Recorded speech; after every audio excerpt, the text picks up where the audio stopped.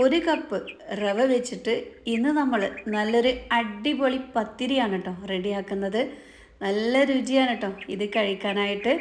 ഒരൊറ്റ തവണ ഇത് നമ്മൾ റെഡിയാക്കുകയാണെങ്കിൽ പിന്നെ എപ്പോഴും ഇത് നമ്മുടെ ഫേവറേറ്റ് ആയിട്ട് മാറും. അത്ര രുചിയാണ്. കൂടെ കഴിക്കാനായിട്ട് നല്ലൊരു കോംബോ ആണ്. നല്ലൊരു ചിക്കൻ്റെ കുറുകിയ കറിയാണ് കേട്ടോ. രണ്ടും നല്ല സൂപ്പർ ടേസ്റ്റാണ്. അപ്പോൾ എല്ലാവരും ഒന്ന് ചെയ്ത് നോക്കാം. അപ്പം അതിന് വേണ്ടിയിട്ട് ഒരു കപ്പ് റവ എടുത്തിട്ട് മിക്സിയുടെ ജാറിലിട്ടിട്ട് ഒന്ന് പൊടിച്ചെടുക്കുകയാണ് ആദ്യം. അപ്പം ഇതുപോലൊരു പത്തിരി നിങ്ങൾ ആരെയും ചെയ്ത് നോക്കിയിട്ടുണ്ടോ? ചെയ്ത് നോക്കിയവർക്ക് അറിയാൻ പറ്റും എത്രത്തോളം സിമ്പിളാണ്, നല്ല ടേസ്റ്റുമാണ് കേട്ടോ. നന്നായിട്ട് പൊടിച്ചെടുത്തിട്ടുണ്ട്, കണ്ടല്ലോ. ചിലർ ഇനിയിപ്പോൾ വറുത്തതാണോ വറുക്കാത്തതാണെന്നൊക്കെ ചോദിക്കും. ഏത് റവ എടുത്തിട്ട് ചെയ്താലും കുഴപ്പമില്ല കേട്ടോ. നമ്മൾ പൊടിച്ചെടുത്ത റവ ഒരു ബൗളിലോട്ടൊന്ന് മാറ്റി കൊടുക്കുകയാണ്. ഇനി നമ്മൾ ഒരു പാൻ എടുത്തിട്ട് അല്ലെങ്കിൽ ഒരു കടായൊക്കെ എടുത്തിട്ട് ഏകദേശം ഒരു കപ്പ് റവക്ക് 1.25 കപ്പ്, അതല്ലെങ്കിൽ 2 കപ്പ് ഏതായാലും വേണ്ട കേട്ടോ. വെള്ളം കൂടിപ്പോയുള്ള ചാൻസ് ഉണ്ട്. 1.25 കപ്പ് ഒഴിച്ച് കൊടുത്താൽ മതി. വെള്ളം നന്നായിട്ട് തിളച്ച് വരുമ്പോൾ നമുക്ക് ആവശ്യത്തിനുള്ള ഉപ്പും 1 ടീസ്പൂൺ സൺഫ്ലവർ ഓയിൽ ഒഴിച്ച് കൊടുക്കാം. ഇനി നമ്മൾ നൈസ് പത്തിരിക്കൊക്കെ പൊടി വാട്ടിയെടുക്കുമല്ലോ, അതുപോലെയാണ് കേട്ടോ. എന്ന് എഴുതിയിട്ട് വലിയൊരു ഹാർഡൊന്നുമല്ല, സിമ്പിൾ പരിപാടിയാണ്. ഒത്തിരി നേരം കുഴക്കുക അങ്ങനെയുള്ള പരിപാടികളൊന്നുമില്ല കേട്ടോ. അതുകൊണ്ട് തന്നെ സിമ്പിളായതുകൊണ്ട് തന്നെ നമ്മൾ വീട്ടമ്മമാർക്കൊക്കെ ഒത്തിരി ഇഷ്ടമാവും. ഒരു 2 ടേബിൾ സ്പൂൺ തേങ്ങ ചിരകിയത് കൂടി ചേർത്ത് കൊടുക്കുക. തേങ്ങയൊക്കെ ഉണ്ടാകുമ്പോൾ തന്നെ ഇത് കഴിക്കാൻ നല്ല ടേസ്റ്റാണ്. നമ്മളിതാ പൊടി ഇതിലോട്ട് ചേർത്ത് കൊടുത്തിട്ടുണ്ട് കേട്ടോ. ഇനി നന്നായിട്ടൊരു സ്പാച്ചുലയോ സ്പൂണൊക്കെ വെച്ചിട്ട് നന്നായിട്ടൊന്ന് ഇളക്കി വേവിച്ചെടുക്കാം. പെട്ടെന്ന് തന്നെ ഇത് കുറുകി ടൈറ്റായിട്ട് മാറും. ഒത്തിരി വെള്ളം കൂടിപ്പോകരുത്. അങ്ങനെയാണെങ്കിൽ കുറച്ചുകൂടി റവ പൊടിച്ച് ചേർക്കേണ്ടതായിട്ട് വരും. ഇത് നമുക്കൊരു കറക്റ്റാണ് കേട്ടോ. ഹൈ ഫ്ലെയിമിലൊന്നും വെക്കണ്ട കേട്ടോ. പെട്ടെന്ന് ടൈറ്റായിട്ട് വരും. അപ്പോൾ ഒരു മീഡിയം ഫ്ലെയിമിലിട്ടിട്ട് ചെയ്തെടുത്താൽ മതി. ഇതാ നന്നായിട്ട് തന്നെ വേവിച്ചെടുക്കുക. നല്ല സോഫ്റ്റ് പത്തിരിയാണ് കേട്ടോ ഇന്ന് നമ്മൾ റെഡിയാക്കാനായിട്ട് പോണത്. ഇത്ര മതി കേട്ടോ. നന്നായിട്ട് തന്നെ ടൈറ്റായിട്ട് വന്നിട്ടുണ്ട്. ഇനി നമുക്ക് ഈ ഒരു മാവ് ഒരു പാത്രത്തിലോട്ടൊന്ന് മാറ്റിയിട്ട് ഒരു 3 മിനിറ്റ് ഒന്ന് കുഴച്ചെടുക്കുക. അപ്പോഴേക്കും തന്നെ നല്ല സോഫ്റ്റായിട്ട് കിട്ടും. ഒരു ഇളം ചൂടോട് കൂടിയിട്ട് തന്നെ കുഴച്ചെടുക്കാനായിട്ട് നോക്കുക കേട്ടോ. അപ്പോൾ പിന്നെ ഒരുപാട് കുഴക്കേണ്ട ആവശ്യമൊന്നുമില്ല. പെട്ടെന്ന് തന്നെ സോഫ്റ്റായി കിട്ടിക്കോളും. നല്ല ചൂടുണ്ട്. അപ്പോൾ ഞാനിത് സ്പാച്ചിൽ വെച്ചിട്ട് പതുക്കെ ഒന്ന് ഇളക്കിയെടുക്കുകയാണ്. ഒന്നങ്ങോട്ട് ചൂടാറിയതിന് ശേഷം നമുക്കിങ്ങനെ കൈ വെച്ചിട്ട് കുഴച്ചെടുക്കാൻ പാകാവുമല്ലോ, ആ ഒരു സമയത്ത് ഇത് കുഴച്ചെടുക്കാം. ഒരു 1/4 കപ്പ് ഞാനിവിടെ മൈദാമാവ് എടുത്തിട്ടുണ്ട് കേട്ടോ. കുഴക്കുന്ന സമയത്ത് കയ്യിലൊട്ടി പിടിക്കുകയാണെങ്കിൽ ഒന്ന് തൂക്കി കൊടുത്തിട്ട് കുഴച്ചെടുക്കാൻ വേണ്ടിയിട്ടാണ്. മൈദാമാവിൻ്റെ പകരം നമുക്ക് ഗോതമ്പ് പൊടി എടുക്കാം കേട്ടോ. അതുപോലെ തന്നെ ഡെയിലി ചപ്പാത്തിയൊക്കെ കഴിച്ച് മടുത്ത ആൾക്കാരാണെങ്കിൽ ഈ ഒരു ഐറ്റം ഒന്ന് പരീക്ഷിച്ച് നോക്കൂ കേട്ടോ. നല്ല രുചിയാണ്. പിന്നെ ഒത്തിരി എണ്ണയോ കാര്യങ്ങളോ അങ്ങനെയൊന്നുമില്ല. ഒരു ചെറു ചൂടോട് കൂടിയിട്ട് ഞാനിതാ നന്നായിട്ടൊന്ന് കുഴച്ചെടുക്കുകയാണ് കേട്ടോ. കണ്ടല്ലോ, നല്ല സോഫ്റ്റ് ആയിട്ടുണ്ട് നമ്മുടെ ഈ ഒരു മാവ്. അപ്പോൾ തേങ്ങ ഞാനിവിടെ കുറച്ചേ ഇട്ടുള്ളൂ. ആവശ്യാനുസരണം നമുക്ക് അളവൊക്കെ കൂട്ടി കൊടുക്കാം കേട്ടോ. ഇനി നമുക്ക് ചപ്പാത്തിക്കൊക്കെ ഒരു മാവ് എടുക്കുമല്ലോ, ഉരുളകൾ എടുക്കുമല്ലോ, അതുപോലെ കയ്യിൽ വെച്ചിട്ട് ഉരുളകളാക്കി എടുക്കുക. കയ്യിൽ ഒട്ടി പിടിക്കൊന്നുമില്ല കേട്ടോ. ആവശ്യത്തിന് വേണമെന്നുണ്ടെങ്കിൽ കുറച്ച് മൈദാമാവ് ഇങ്ങനെ കയ്യിലിങ്ങനെ ആക്കി കൊടുത്താൽ മതി കേട്ടോ. ഇതുപോലെ നല്ല സോഫ്റ്റ് ആയിട്ടുണ്ട്. വലുപ്പമൊക്കെ നമുക്ക് തീരുമാനിക്കാം കേട്ടോ. അപ്പോൾ ഞാനിന്നത് ഒരുപാട് കട്ടിയോട് കൂടിയിട്ടല്ല, എന്നാലോ പറ്റ നൈസായിട്ടല്ല, രണ്ടിൻ്റെ ഇടയിലുള്ളതാണ്. അതുകൊണ്ട് തന്നെ ഇത് കഴിക്കാനും നല്ല രുചിയുണ്ട് കേട്ടോ. ഒരു ചെറു മധുരത്തോട് കൂടിയിട്ടുള്ള സൂപ്പർ പത്തിരിയാണ്. നമ്മൾ മധുരമൊന്നും ചേർത്തിട്ടില്ല, പക്ഷേ ഉണ്ടാക്കി കഴിയുമ്പോൾ ഇനി തേങ്ങയുടെ മധുരമാണെന്നറിയില്ല, അത്യാവശ്യം മധുരം ഉണ്ടായിരുന്നു കേട്ടോ, ഒരു ചെറു മധുരം. അപ്പോൾ അതാ നമ്മൾ ഉരുളകളാക്കി എടുത്തിട്ടുണ്ട്. ഇനിയാണ് നമ്മുടെ സിമ്പിൾ പരിപാടി. ഞാനത് നമ്മുടെ പത്തിരി പ്രസ് ഉണ്ടല്ലോ, അതിൽ വെച്ചിട്ട് ഇങ്ങനെ ഓരോന്നും പ്രസ് ചെയ്തിട്ട് മൈദാമാവിൻ്റെ പൊടിയിൽ വെച്ചിട്ടൊന്ന് ജസ്റ്റ് ഒന്ന് തട്ടിയെടുക്കുകയാണ് കേട്ടോ. അതല്ല, നിങ്ങൾക്ക് പത്തിരി പാലയൊക്കെ എടുത്ത് പരത്തുന്നവർക്ക് അങ്ങനെയും പരത്തിയെടുക്കാം. ഒരുപാട് കഷ്ടപ്പെടേണ്ട ആവശ്യമില്ല കേട്ടോ. ഇതുപോലൊരു പ്രസ് നിങ്ങൾ വാങ്ങിയിട്ടില്ലെങ്കിൽ തീർച്ചയായിട്ടും വാങ്ങിക്കോളൂ. ഒത്തിരി യൂസ്ഫുള്ളാണ്. ചപ്പാത്തി ആയാലും നൈസ് പത്തിരിക്കും ഒക്കത്തിനും പറ്റും ഈ ഒരു പ്രസ്. വാങ്ങുന്ന സമയത്ത് നല്ല വെയിറ്റുള്ള പ്രസ് നോക്കി വാങ്ങിയാൽ മതി കേട്ടോ. കണ്ടല്ലോ, ഒരുപാട് കട്ടിയൊന്നുമല്ല. നമ്മൾ കിടക്കുമ്പോൾ തന്നെ നമ്മുടെ വിരലൊക്കെ അതിൽ തെളിഞ്ഞ് കാണുന്നുണ്ട്. ഈ ഒരു കട്ടിയിൽ നമുക്ക് പരത്തിയെടുക്കാം. ഇനിയിപ്പോൾ നമ്മൾ സാധാരണ ഇങ്ങനെ പരത്തിയെടുക്കുന്ന പോലെയാണെങ്കിൽ എത്ര സമയം എടുക്കില്ല. ഇതാവുമ്പോൾ സെക്കൻഡുകൾക്കുള്ളിൽ നമുക്ക് ഓരോ പത്തിരിയും കിട്ടും കേട്ടോ. എന്നിട്ട് 2 സൈഡും ഒന്ന് മൈദാമാവ് ഒന്ന് പൊടി തട്ടി എടുത്താൽ മാത്രം മതി. പെട്ടെന്ന് നമുക്ക് റെഡിയാക്കിയെടുക്കാം. കണ്ടല്ലോ, നമ്മളിതിൽ തേങ്ങയൊക്കെ ചേർത്തുകൊണ്ട് തന്നെ ചില ഭാഗങ്ങളിൽ വലിയ തേങ്ങയുടെ ഈ ഒരു കഷ്ണങ്ങളൊക്കെ അങ്ങനെ കിടക്കുന്നുണ്ട് കേട്ടോ. അപ്പോൾ ഇതിങ്ങനെ എടുക്കുന്ന സമയത്ത് തേങ്ങയൊക്കെ നല്ല രീതിയിൽ തന്നെ കാണുന്നുണ്ട്. ഓരോന്നും ഇതുപോലെ പതുക്കെ പ്രസ് ചെയ്താൽ മതി കേട്ടോ. അത്രത്തോളം സോഫ്റ്റാണ് ഈ ഒരു മാവ്. അല്പം എണ്ണ ഒന്ന് തേച്ച് കൊടുക്കാം. ഓരോന്നും വെച്ചിട്ട് പ്രസ് ചെയ്യുക, അത്രയേ ഉള്ളൂ പരിപാടി. പ്രസ് ഇല്ലാത്തവരെന്തായാലും ഇതുപോലൊരു പത്തിരി പ്രസ്സൊക്കെ വാങ്ങിക്കോളൂ കേട്ടോ. എപ്പോഴും അതൊരു ഉപകാരം തന്നെയാണ്. ഇപ്പോൾ നമ്മൾ ചട്ടി ഇങ്ങനെ ഗ്യാസിൽ വെച്ച് ചൂടാക്കിയെടുക്കുക, ഓരോന്നും പരത്തി ചട്ടിയിലോട്ട് ഇങ്ങനെ ഇട്ട് കൊടുക്കുക. പെട്ടെന്ന് പരിപാടി കഴിക്കട്ടോ. പൊതുവെ ഞാൻ അങ്ങനെ തന്നെയാണ് ചെയ്യാറ്. വീഡിയോ എടുക്കുമ്പോൾ അവർ കറക്റ്റിൽ എടുക്കണമല്ലോ എന്ന് കരുതിയിട്ട് ആദ്യം പരത്തി കാണിച്ച് തന്ന്. കണ്ടല്ലോ, മുഴുവൻ സിമ്പിളായിട്ട് നമ്മൾ പരത്തി എടുത്തു. ഇനി നമുക്കൊരു പാൻ ചൂടാക്കിയിട്ട് പാനിലോട്ടൊന്ന് ഇട്ട് കൊടുക്കാം കേട്ടോ. നമ്മുടെ വീഡിയോ കാണുമ്പോൾ നിങ്ങൾക്ക് ഇഷ്ടമാവുക എന്നുണ്ടെങ്കിൽ എല്ലാവരും നമ്മുടെ വീഡിയോക്ക് ഒരു ലൈക്കൊന്ന് തരണേ. നമ്മുടെ ഫാമിലിക്കും ഫ്രണ്ട്സിനും ഒക്കെ ഈ ഒരു വീഡിയോ ഒന്ന് ഷെയർ ചെയ്ത് കൊടുക്കാം. പത്തിരിയൊക്കെ തിന്നാൻ എല്ലാവർക്കും പൂതിയാണല്ലേ. എന്നാലും ഉണ്ടാക്കേണ്ടത് ആലോചിച്ചിട്ട് എല്ലാവരും ഇങ്ങോട്ട് പിറകോട്ട് നിൽക്കും. പക്ഷേ നമ്മുടെ നൈസ് പത്തിരിൻ്റെ അത്രയൊന്നും പണിയില്ല കേട്ടോ. ഇത് സിമ്പിളാണ് കേട്ടോ. നൈസ് പത്തിരിയും നമുക്ക് സിമ്പിളാണ്. ഇങ്ങനെ ഡെയിലി ഉണ്ടാക്കുന്നവർക്ക് അത് വലിയ ബുദ്ധിമുട്ടില്ല. പെട്ടെന്നൊക്കെ ഇങ്ങനെ ഉണ്ടാക്കുന്നവർക്കാണല്ലേ. അപ്പോൾ ഈ ഒരു പത്തിരി തീർച്ചയായിട്ടും നിങ്ങളൊന്ന് ചെയ്ത് നോക്കുക. ഇതുപോലെ നന്നായിട്ടൊന്ന് ചുട്ടെടുക്കുക കേട്ടോ. പിന്നെ ഇതിൽ നമ്മൾ തേങ്ങ ചേർത്തുകൊണ്ട് നന്നായിട്ട് വീർത്ത് പൊള്ളച്ച് അങ്ങനെയൊന്നും വരില്ല കേട്ടോ. വേണമെന്നുള്ളവർക്ക് മുകളിൽ നെയ്യൊക്കെ ഒന്ന് സ്പ്രെഡ് ചെയ്താൽ, ഞാൻ ഇവിടെ ഡ്രൈ ആയിട്ടാണ് ഇത് വേവിച്ചെടുക്കുന്നത്. ചെറിയ രീതിയിൽ ഇങ്ങനെ പൊള്ളച്ച് വരും കേട്ടോ. കണ്ടല്ലോ, കുറഞ്ഞ രീതിയിൽ കട്ടിയുള്ളത് കൊണ്ടാണ് പൊള്ളക്കാത്തത്. ഇനി നിങ്ങൾക്ക് നല്ല രീതിയിൽ പൊള്ളച്ച് ചപ്പാത്തിയെ പോലെ കിട്ടണമെന്നുണ്ടെങ്കിൽ തേങ്ങയ്ക്ക് കുറച്ച് നന്നായിട്ടൊന്ന് അരച്ച് പൊടിയായി ചേർക്കുക. ഒപ്പം തന്നെ നല്ല നൈസായിട്ട് അങ്ങോട്ട് പരത്തിയെടുത്താൽ മതി കേട്ടോ. ഇതൊക്കെ ചെറിയ രീതിയിൽ പൊള്ളച്ച് അങ്ങനെ വരുന്നുണ്ട്. കണ്ടല്ലോ, ഇപ്പം നമ്മുടെ പത്തിരി ഏകദേശം ഇവിടെ ഇങ്ങനെ ചുട്ടി കഴിയാറായിട്ടുണ്ട് കേട്ടോ. ഇനി നമുക്ക് ഇതിലോട്ടുള്ള കറി ഒന്ന് നോക്കാം.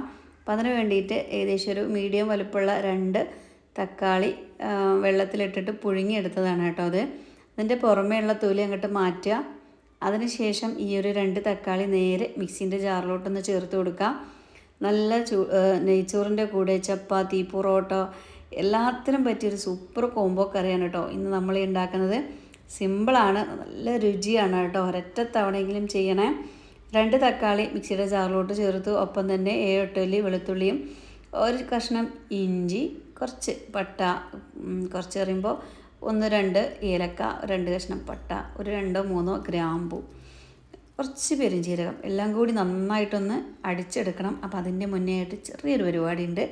ഒരു ചട്ടി ചൂടാക്കിയിട്ട് അതിലോട്ട് ഒരു 1/4 കപ്പ് തേങ്ങ ഇതുപോലെ കഷ്ണങ്ങളാക്കി എടുത്തതും, ഒപ്പം തന്നെ ഒരു 2-3 വറ്റൽമുളക് കൂടി നന്നായിട്ടൊന്ന് വെളിച്ചെണ്ണയിൽ മൂപ്പിച്ചെടുത്തതും കൂടി ഇതിലോട്ട് നമ്മൾ ചേർക്കണം കേട്ടോ.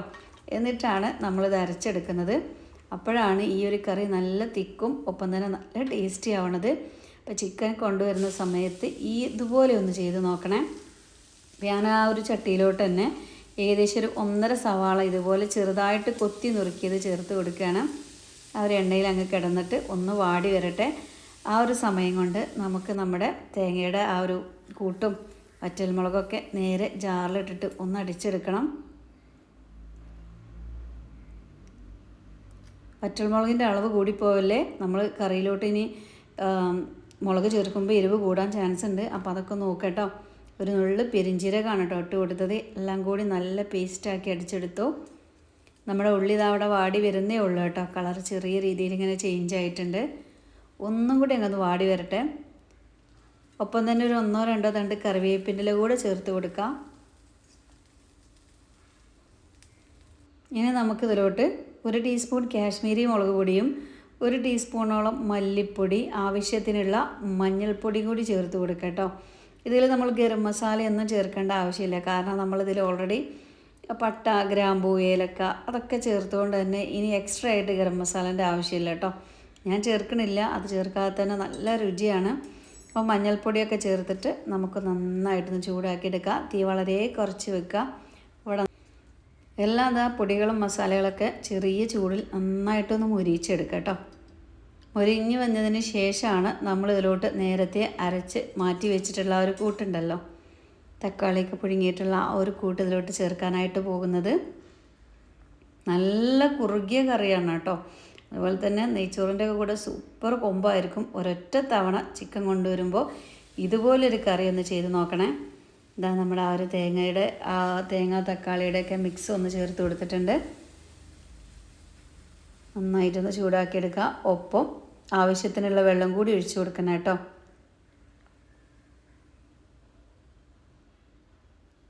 ഇതുപോലെ ആകുമ്പോൾ നമുക്ക് ചിക്കൻ ചേർക്കാം. ഞാൻ ഏകദേശം 600 ഗ്രാം ചിക്കനാണ് കേട്ടോ എടുത്തിട്ടുള്ളത്. മസാലപ്പൊടിയുടെ അളവ് നിങ്ങൾക്ക് കൂട്ടണമെങ്കിൽ കൂട്ടിയൊക്കെ കൊടുക്കാം കേട്ടോ. ചിലർക്ക് നല്ല എരിവ് വേണ്ടി വരും. അങ്ങനെയൊക്കെ ഉള്ളവർക്ക് സാധാരണ എരിവുള്ള മുളക് പൊടി കൂട്ടിയൊക്കെ ചേർക്കാം. ഇത് ആവശ്യത്തിനുള്ള എരിവുണ്ട് കേട്ടോ. നമ്മൾ ആ ഒരു 3 വറ്റൽമുളക് എടുത്തുകൊണ്ട് തന്നെ അത്യാവശ്യം നല്ല എരിവുണ്ടായിരുന്നു. ഇനി ആവശ്യത്തിനുള്ള വെള്ളം ഒഴിച്ചു കൊടുക്കുക. ഞാനതേ മിക്സിൻ്റെ ജാറിൽ തന്നെ ഒഴിച്ചുകൊണ്ടാണ് കേട്ടോ ആ ഒരു കളറ്. ഉപ്പും കൂടി ചേർത്തിട്ട് നന്നായിട്ട് മിക്സ് ആക്കുക.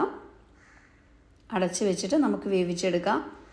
ഇടയ്ക്കൊക്കെ ഞാനിങ്ങനെ പോയിട്ട് ഇളക്കുന്നുണ്ടായിരുന്നു കേട്ടോ. അപ്പോൾ ഏകദേശം ഒരു 10-15 മിനിറ്റിൽ കുറഞ്ഞ തീയിൽ വേവിച്ചെടുത്തതാണ്. നമുക്കൊന്ന് നോക്കാം.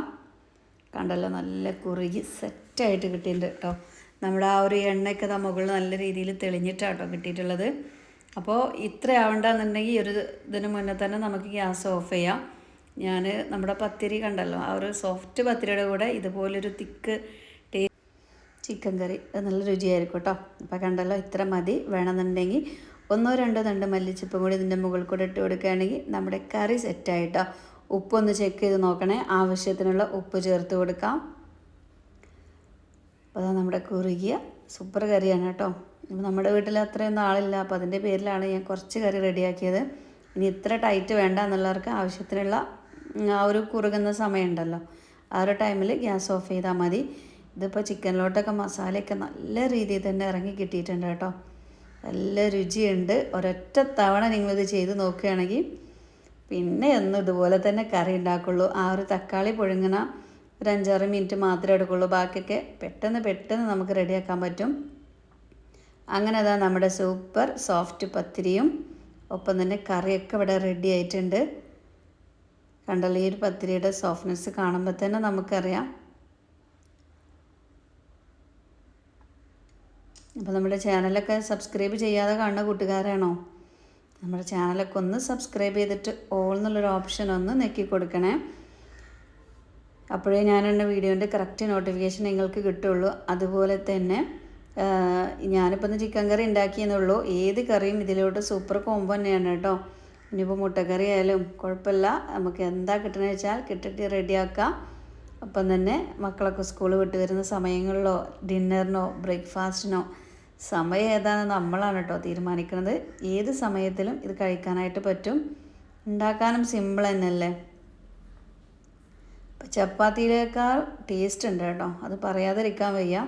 ചപ്പാത്തിയെ കുറ്റം പറയില്ല കേട്ടോ, ചപ്പാത്തിയേക്കാൾ 10 മടങ്ങ് തന്നെ പറയാം. അത്രത്തോളം രുചിയുണ്ട് റവ കൊണ്ട് ഉണ്ടാക്കുന്ന ഈ ഒരു പത്തിരിക്ക്. ഇത് ഞാനിങ്ങനെ മടക്കി എടുക്കുമ്പോൾ തന്നെ നിങ്ങൾക്കറിയാം എത്രത്തോളം സോഫ്റ്റ് ആണെന്നുള്ള കാര്യം.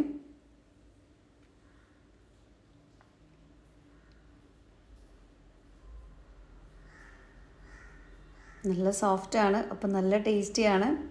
കറി ഉണ്ടെങ്കിൽ ഒന്നുകൂടി ഉഷാറായി. ഇനിയിപ്പോൾ കറി ഉണ്ടാക്കാൻ സമയമില്ലാത്തൊരു ടൈമിലാണ് ഈ ഒരു പത്തിരി ഉണ്ടാക്കുന്നതെങ്കിൽ കുഴപ്പമൊന്നുമില്ല. നല്ലൊരു കട്ടൻ ചായയുടെ കൂടെ 2-3-4 പത്തിരിയൊക്കെ നമ്മൾ അറിയാതെ തന്നെ കഴിച്ചു പോകും കേട്ടോ. അത്ര രുചി തന്നെയാണ്. അപ്പോൾ അതാ നമ്മുടെ കറിയും പത്തിരിയൊക്കെ ഇവിടെ റെഡി ആയിട്ടുണ്ട്. അപ്പോൾ ഇന്നത്തെ നമ്മുടെ വീഡിയോ ഇത്രയേ ഉള്ളൂ കേട്ടോ. അപ്പോൾ നമ്മുടെ വീഡിയോ കാണുമ്പോൾ നിങ്ങൾക്ക് ഇഷ്ടമായിക്കണമെന്നുണ്ടെങ്കിൽ എല്ലാവരും നമ്മുടെ വീഡിയോക്ക് ഒരു ലൈക്ക് ഒന്ന് തരണേ. നമ്മുടെ ഫാമിലിക്കും ഫ്രണ്ട്സിനും ഒക്കെ ഈ ഒരു വീഡിയോ ഒന്ന് ഷെയർ ചെയ്ത് കൊടുക്കാം. ഫോണൊക്കെ എടുത്ത് നോക്കുമ്പോൾ ഒരുപാട് ഗ്രൂപ്പുകളൊക്കെ ഉണ്ടല്ലോ, എല്ലാ ഗ്രൂപ്പിലോട്ടും ഈ ഒരു വീഡിയോ ഒന്ന് ഷെയർ ചെയ്ത് കൊടുക്കുക. ഞാൻ ഈ ഓരോ പത്തിരി പിച്ചി എടുക്കുന്ന സമയത്ത് നിങ്ങൾക്കറിയാൻ പറ്റും അതിൻ്റെ സോഫ്റ്റ് എത്ര ഉണ്ടെന്ന്. അതുപോലെ തന്നെ നല്ല രുചിയുണ്ട് കേട്ടോ, തേങ്ങയൊക്കെ ചേർത്തത് ഉണ്ടാക്കിയത് കൊണ്ട് തന്നെ. ഇൻഷാ അല്ലാഹ് ഇന്ന് നമ്മുടെ വീഡിയോ ഇത്രയേ ഉള്ളൂ കേട്ടോ. നാളെ ഞാൻ നല്ലൊരു വീഡിയോ ആയിട്ടൊക്കെ വരാം. എല്ലാവരോടും അസ്സലാമു അലൈക്കും.